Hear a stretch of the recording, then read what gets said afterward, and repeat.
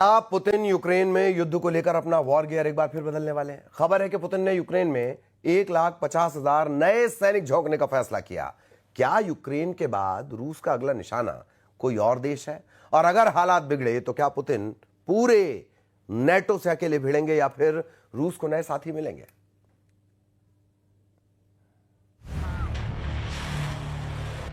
डेढ़ लाख सैनिकों का नया मोर्चा।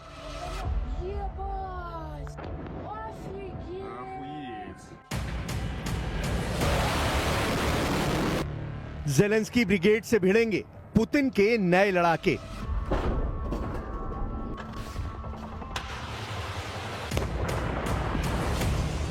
यूक्रेन के बाद रूस का नया टारगेट लॉक। पुतिन के नए मिशन में कौन देगा साथ, कौन करेगा घात? वॉर जोन से आई सनसनीखेज खबर को समझने से पहले कुछ तस्वीरें देख लीजिए। ये तस्वीरें रूस के रोस्टोव ऑन डॉन शहर के एक अपार्टमेंट की हैं, जहां रात के सन्नाटे में यूक्रेन के ड्रोन ने एक अपार्टमेंट को टारगेट किया। देखते ही देखते एक बारूदी धमाके के बाद अपार्टमेंट की इमारत जल उठी। गनीमत रही कि वक्त रहते 15 लोगों का रेस्क्यू कर लिया गया। रूस के गवर्नर का दावा है कि इस दौरान रूसी सेना ने जवाबी कार्रवाई में यूक्रेन के 10 ड्रोन धराशायी कर दिए। यूक्रेन के ड्रोन अटैक के बीच अब ये तस्वीर भी देखिए। दावा है कि यूक्रेन के 142 इलाकों पर रूस की तरफ से हमला किया गया। इस दौरान हेड्रॉन कंट्रोल साइट्स, विदेशी लड़ाकों के ठिकाने और हथियार डिपो को निशाना बनाया गया। इस दौरान 191 ड्रोन, एक नेपच्यून मिसाइल और 6 गाइडेड बम मार गिराने का भी दावा किया गया। यानी दोनों देश एक दूसरे के खिलाफ कोई मौका छोड़ नहीं रहे हैं। भीषण वार, पलटवार किया जा रहा है। लेकिन अब यह कहानी इन हमलों तक सीमित नहीं है, क्योंकि खुफिया सूत्रों के हवाले से जो खबर आ रही है वो दुनिया की चिंता बढ़ाने वाली है, क्योंकि रूस अब वॉर गियर को बदल रहा है। ताजा रिपोर्ट्स के मुताबिक क्रेमलिन यूक्रेन में लड़ाई के लिए 1,50,000 नए सैनिकों को झोंकने की तैयारी कर रहा है। यूक्रेनियन इंटेलिजेंस का दावा है कि यह संख्या पहले से तय भर्ती लक्ष्यों से कहीं ज्यादा है। दरअसल रूस ने पिछले साल ही लगभग 5 लाख नए कॉन्ट्रैक्ट सोल्जर्स भर्ती किए थे। अब अतिरिक्त 1.5 लाख सैनिकों का मतलब है कि यूक्रेन के मोर्चे पर और भी दबाव बढ़ाया जाएगा।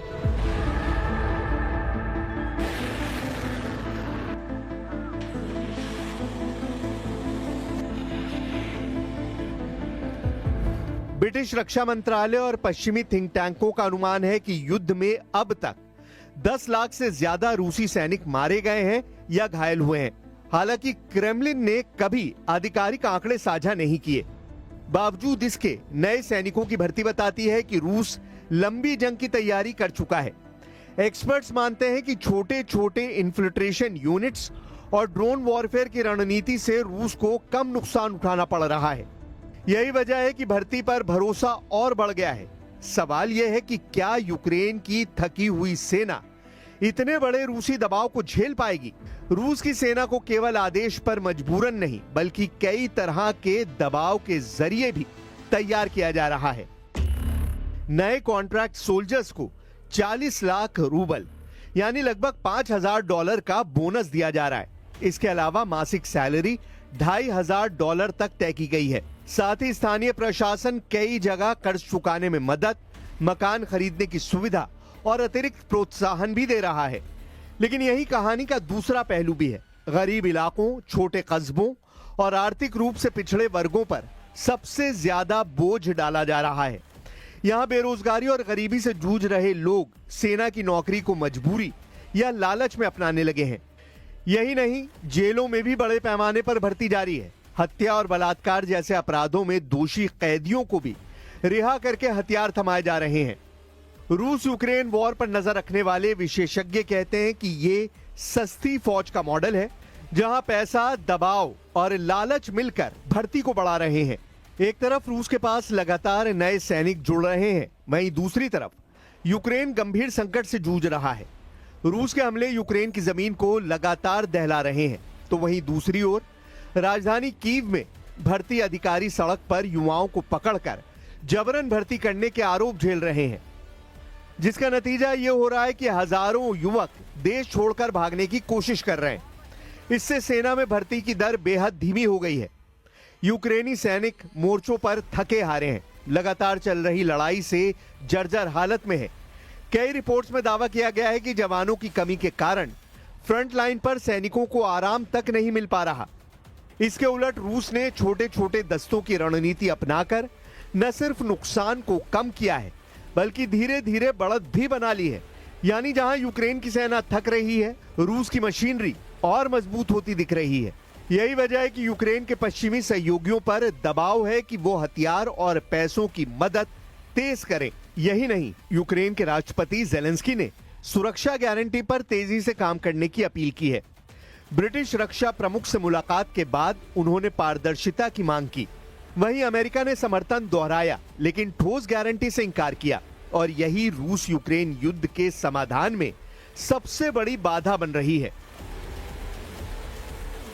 We are thankful to Kir, Prime Minister, for such deep involvement to this process and with coalition of willings and with the support. So thank you so much. Putin का अगला निशाना कौन?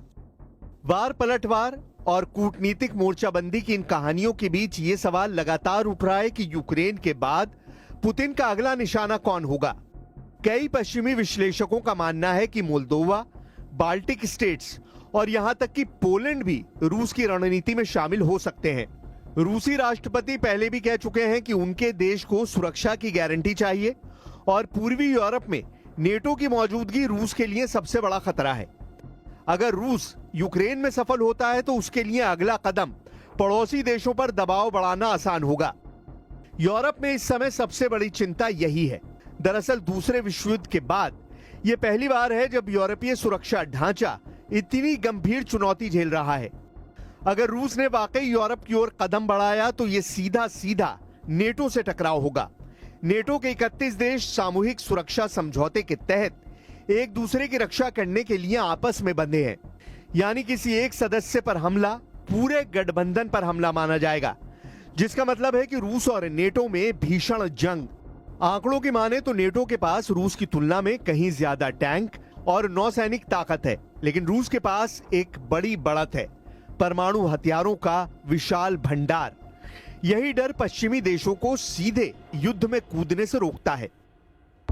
यानी आंकड़ों में नेटो भारी जरूर है, लेकिन रणनीति और परमाणु कार्ड के दम पर रूस बेहद ताकतवर दिखाई देता है। और इसी ताकत का असर यूक्रेन के खिलाफ रूस की जंग में भी साफ दिखाई दे रहा है। वो भी तब जब रूस के नाम पर अमेरिका समेत कई देश रूस के खिलाफ खड़े हैं।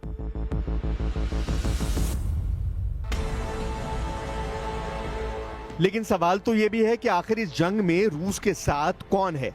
चीन, ईरान, उत्तर कोरिया और बेलारूस उसके अहम साथी माने जा रहे हैं। भले ही चीन रूस की खुलकर सैन्य मदद तो नहीं करता, लेकिन आर्थिक लेन देन और टेक्नोलॉजी ट्रांसफर के जरिए बड़ा सहारा देता है। ईरान ने रूस को सैकड़ों ड्रोन मुहैया कराए। उत्तर कोरिया आर्टिलरी शेल्स और हथियारों की सप्लाई कर रहा है। वहीं बेलारूस ने अपने इलाके को रूसी सैनिकों और मिसाइलों के इस्तेमाल के लिए खोल दिया है। यानी पुतिन अकेले नहीं, बल्कि कई देशों की बैकिंग से लड़ रहे हैं। यूक्रेन के राष्ट्रपति व्लादिमीर जेलेंस्की जानते हैं कि अकेले रूस का सामना करना संभव नहीं।